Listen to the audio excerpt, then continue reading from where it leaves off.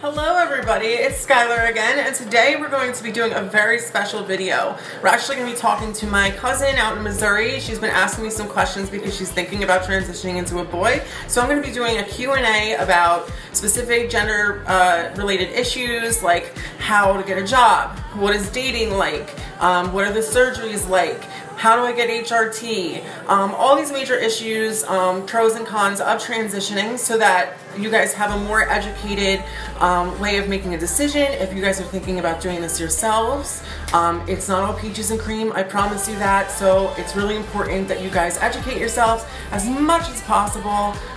So this video will help with that. I also want to ask you guys if any of you have any questions that you'd like me to answer. Please like, subscribe, and put your questions in either the comments below, or you can add me on Instagram at SkylarRay333 on Instagram, and you can message me there. I'll definitely make videos answering your questions. And I can't do that without support, so please continue to support me and we'll grow on this journey together. Something you may not know about this channel, it's actually like a social experiment for me. I want the world to grow with me. I'm trying to build an empire off of this channel with makeup, beauty, pet stuff, all sorts of stuff, very transgender specific. So I want to help the community out, but I can't do that without support. So grow with me, and this is going to be an exceptional experiment. So without further ado, let us bring in my cousin, and she's going to ask me some questions so I can answer them for you. I am here today to ask about transgender surgeries. One reason is because I am going to maybe turn male. Maybe. I'm one of those that believe you get what you get. Whatever higher power runs the universe made me a girl, I should stay a girl. You know, that's normal. But, you know, I've felt like a guy my whole life. I might give it a shot. I have to think first. But my questions about this would be mainly, how much does it cost? How much does the surgery hurt, you know, while you're healing? How much pay do you expect? Do you need oxy or something? Are the doctors going to prescribe something somebody could be allergic to? Do you need mental therapy to get through hormone injection?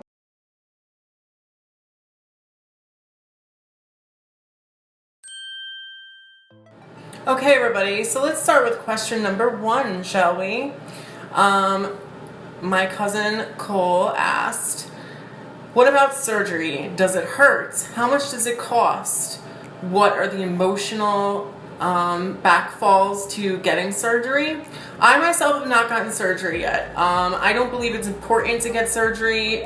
If it's something that is your ultimate goal in transitioning, then yeah, I would, you know, do my research, get the surgery. One of the cool things about having health insurance nowadays, especially through the state, if you have health insurance through the state, as long as you have the right documentation from specific people like a doctor, a therapist, a psychiatrist that states that it's medically necessary for you to get the surgery in order for you to live a happy, productive life, you can get that surgery for free. I myself am on a list. I'm actually supposed to be getting breast augmentation soon. Because of coronavirus, I wasn't able to get that, but I will be getting it soon as all of this is over. That was considered medically necessary because of the letters and documentation that I had. I've been on HRT for over 3 years, nonstop. I've gone to all the appropriate therapists and psychiatrists, and I have a note from my primary doctor. So, having all of those things, I'm able to get that without much coming out of my own pocket. Also, in terms of the emotional impact of getting those surgeries, I don't know about the surgery itself. However, I do know when you are on HRT, it does affect the way your mind works, the way you view the world. You even see different colors. The way your skin feels is different. The way you experience the world through sensory perception will change as you replace the hormones in your body. Being a woman with estrogen flowing through your veins feels a lot different than being a man with testosterone flowing through your veins. So that being said, do the research. I'm pretty sure the last time I checked, to pay for it yourself costs between $30,000 and $100,000. Yeah, $30,000 and $100,000, depending on where you get it and everything else. But it does take a long recovery time For male to female to transition, you have all sorts of steps you need to take in order to continue to keep that new apparatus working properly until it heals fully. This is all stuff you need to take up with your doctor. As well as that, yes, you are going to be prescribed medications to help with the pain, which is as someone who is in recovery from heroin myself, it's a very scary thing to be put on these medications, but as long as you have somebody who's there to help you monitor them, it shouldn't be a problem. Okay, so another fun question. How does HRT affect the way your mind works? How does it affect your body? What are the changes that can be expected? Because I'm talking to Cole, who wants to transition into a boy, when you take testosterone, it makes you grow more facial hair, your skin will get thicker, the muscles in your face will be more pronounced as the fat redistribution for a female to male, less fat will be stored in the face, so it'll become more muscular in structure. There aren't very many changes that will happen to your bone structure. So, like I said in my first video, it's very important that you take into account a few things. Some of those things being how feminine or masculine you look before transitioning. Don't expect miracles to happen. Yes, things are going to change a lot, but you can't go from, having Jay Leno's chin to being this cute little petite angel. Like, that's not gonna happen. Just saying. But you can expect for your skin to get softer if you're from male to female. It will get more translucent. Fat will redistribute to your face and your butt and your hips as opposed to staying in the middle. So you will get more of an hourglass shape than you already have. And this all takes time. I'm still transitioning. I've been on hormones for 3.5 years almost. So the changes have slowed, but every day I wake up, I see something new. So it's not something that's just gonna be wing, bang, boom, and all of a sudden I'm a woman. Like, yay, let me just put on a bikini. No, that's not gonna happen. But you will also have emotional changes. When you start taking estrogen, you're going to feel more emotional. For me personally, less of a sex drive. And things that didn't matter to you before are gonna matter to you now. It's also very hard being a woman, period. Life is a lot harder for women. All you men out there think that we're just talking shit, but we're not, because it is. Just saying. And it's even harder when you're a trans woman, because on top of needing to be respected as a woman, you need to be respected as a trans woman, which is even harder. So all of that being said, be very, do a lot of research before you decide to take that step, because once you take that step, you're not going to want to go back.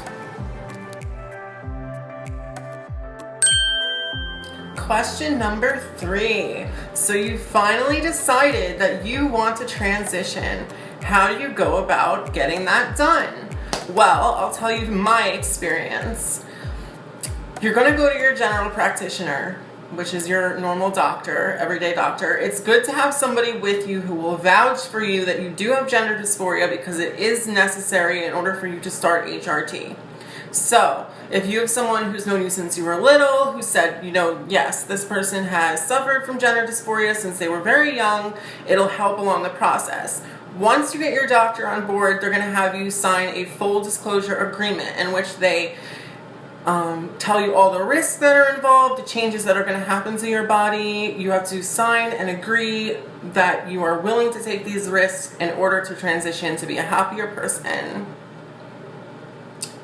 And once you do that, they're going to do blood tests and make sure that your body is able to take these medications without there being a significant risk. Once you are approved to start the HRT process, they will prescribe you a small or large dose depending on how much testosterone or estrogen you have in your system that you need to cancel out. A lot of the times they'll start you off just on an estrogen blocker or a testosterone blocker, and then start adding in the estrogen or testosterone itself after your body has started to lower its processes, so to speak. So once that is done, you will start your HRT process. Every 90 days, you're going to have to take another blood test so they know how to change your medications, level you out, and get you to getting to where you want to be. Now, all that being said, like I said before, once the doctor says, okay, this person is gender dysphoric, they need this to be happy, your insurance will most likely pay for those medications, but if they do not, it is actually very cheap, at least for the estrogen and the testosterone blocker. The estrogen itself is about $30 a month if you're going to be paying out of pocket, and the testosterone blocker is a little more expensive, probably around $40 a month. All of that being said, where was I going with this?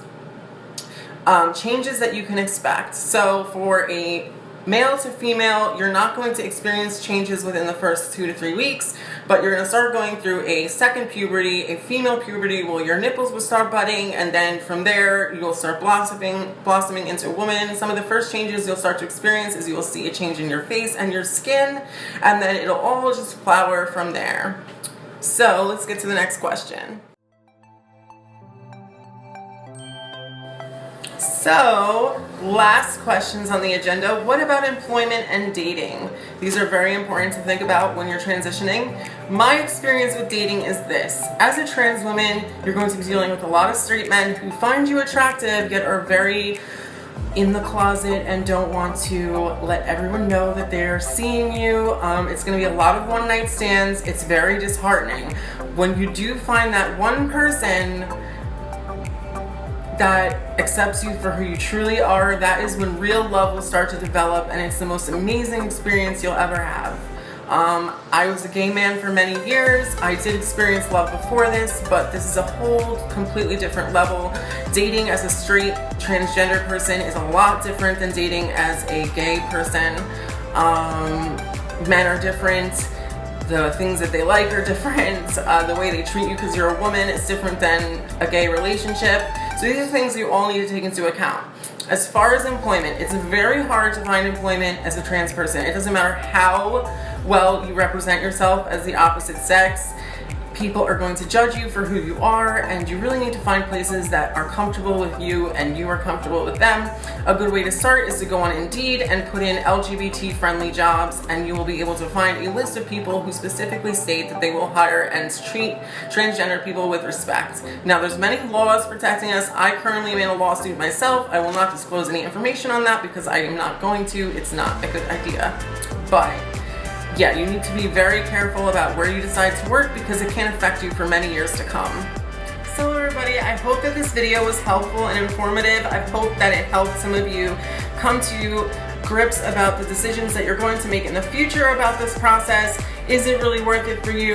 Is it something that you really want to try? You have to be very careful because some of these expectations that you see online of transition are not what's going to happen to you. So please do not find yourself in a situation where it's more comfortable for you to detransition than it would have been to just not transition in the first place. That being said, please, if you have any questions that you'd like me to answer on this channel, please leave your questions in the comments below, or you can find me on Instagram at SkylarWright333 on Instagram, or Skylar Speaks on Instagram, and I will answer your questions directly through my next videos. So please stay tuned and please subscribe because, like I said, I cannot do this social experiment without you, and I guarantee all of you that anyone who helps me out in this process will be greatly rewarded in the end when things come to fruition. So please be a friend, subscribe, like, share, and I hope that my experience has helped all of you live a better life.